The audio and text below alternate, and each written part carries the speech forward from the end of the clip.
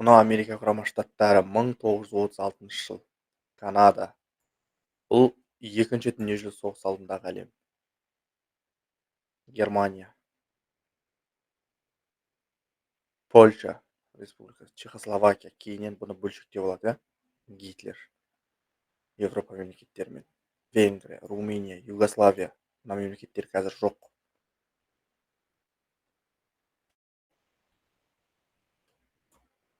Мына жақты алып, Совет одағы, Кеңестер одағы, Монғолия. Қытай 40 бөлшекке бөлініп қалған бұл кездері. Мына жақта Чан Кайши, Мао Цзедундар билікке таласып жатыр. Мына жақта ұйғырлар автономиясы. Синьцзян ұйғыр автономиялық ауданы. Синьцзян, яғни ұйғырлар дүнгендер қоныстанған мына бүгінгі шығыс Түркістан аймағы. Оспан Батырдың атақты көтерілісі.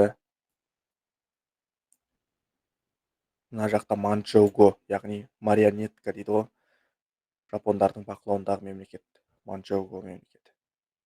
Мына жақта Жапония империясының иелігі. Мына жақта да Жапония империясы жаулап алған. Тайваньды да Жапон жаулап алған. Бұл кездері Екінші дүниежүзілік соғыс басталмай тұрып, Қытай өз-өзімен билікке таласып кетті. Өте әлсіреген тұстары Қытайдың.